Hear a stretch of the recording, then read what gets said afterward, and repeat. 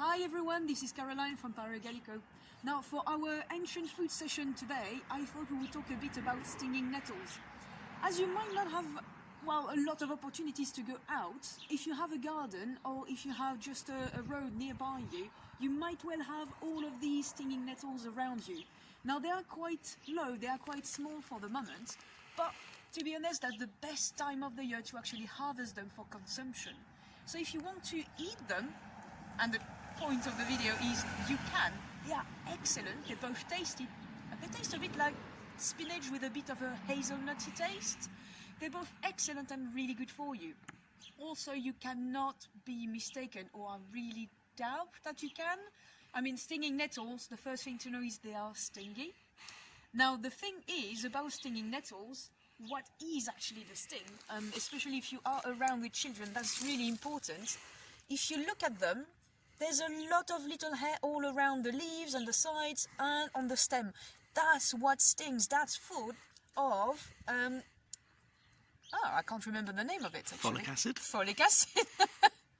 So now that's full of folic acid. That usually doesn't hurt too much when it's early in spring like that. But always be quite careful if you are around with young ones. They are stingy.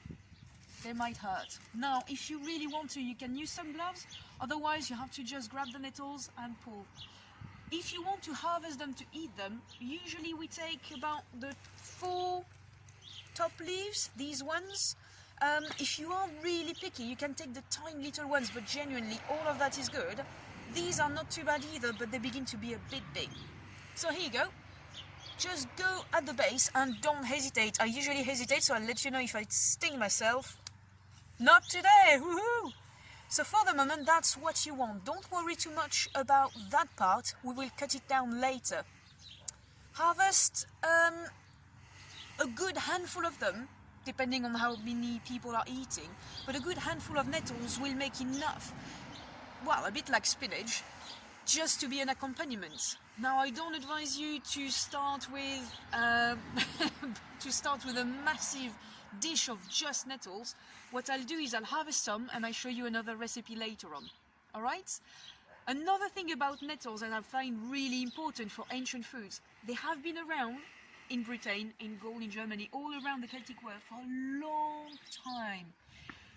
For example, Must Farm Archaeology, you probably heard about it. If not, check them out, mustfarm.com. I'll write it down there.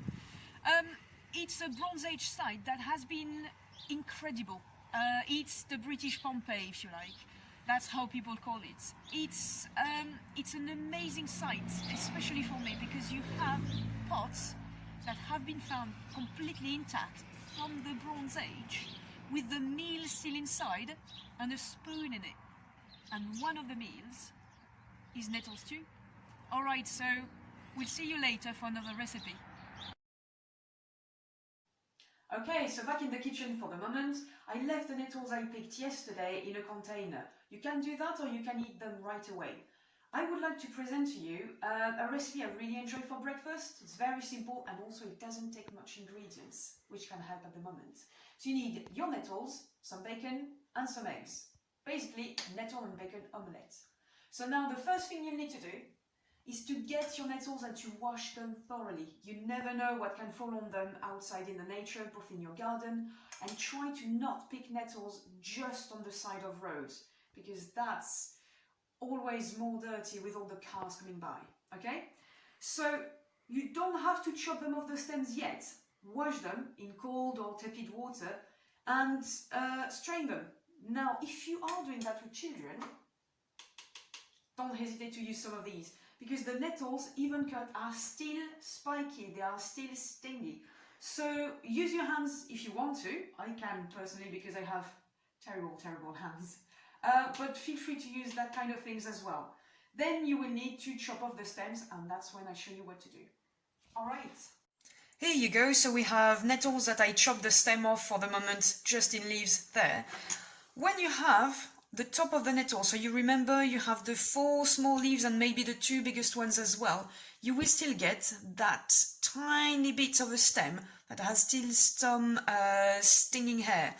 You can do that with your hands. Feel free to put on some gloves if you want to. The principle is you can lay them down and just completely chop off the ends. There you go.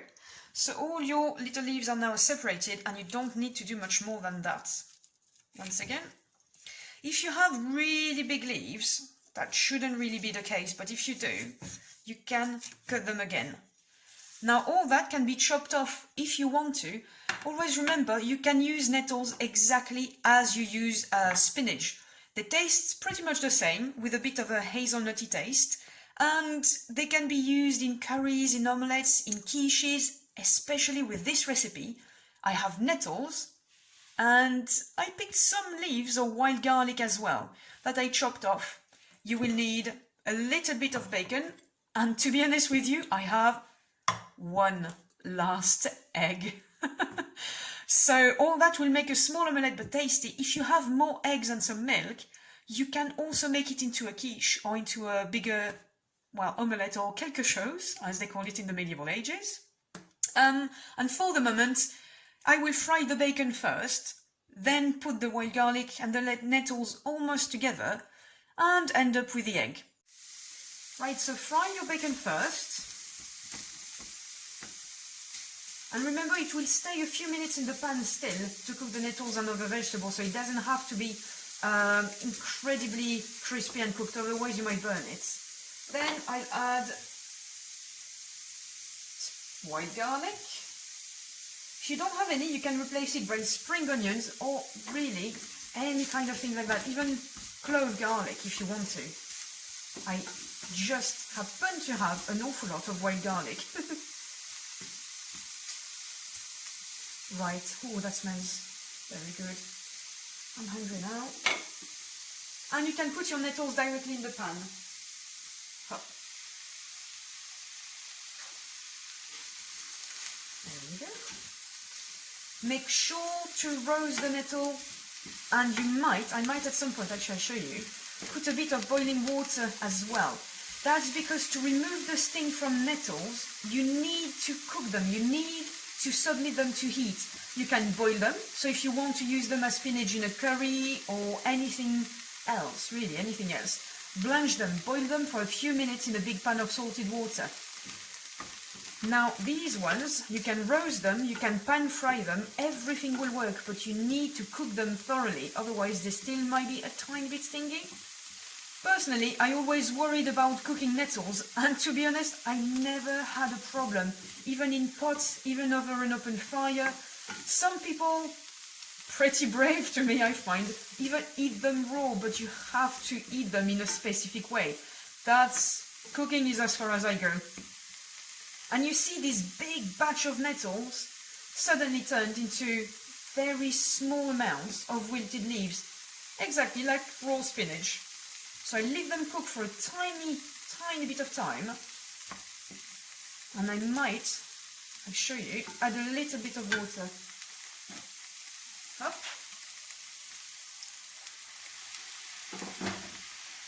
And just that will release all the goodness that usually is stuck on your pan from the bacon. Plus it's the butcher's bacon, that is excellent. I don't have much of it anymore, but here you go. It's well worth it. So now it's also boiling a little bit. You can be sure that will be well cooked. If you ever worry, put a lid on it, okay? Once the water will be evaporated, you can crack your eggs. You can have them beaten on the side, or you can just crack them in and then stir. That's what I do. I know that's a big amount for only one egg, but I really love the taste of nettles, so that's not a problem. That is not a problem for me at all. Up.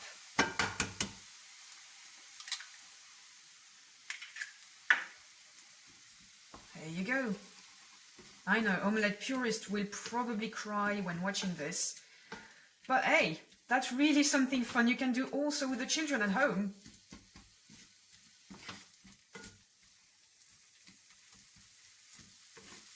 There you go, I leave it to cook now, put it in a dish, try not to eat it already, and show you the result.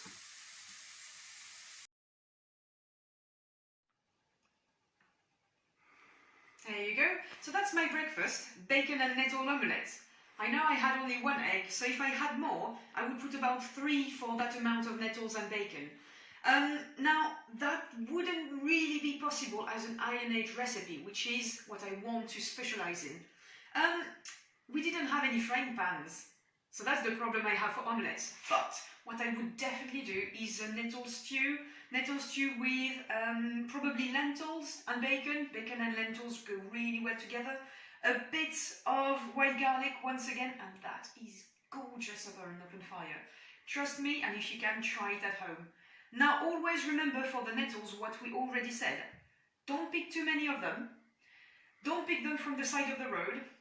Pick the small leaves from the top, and always make sure you wash them and then you cook them thoroughly.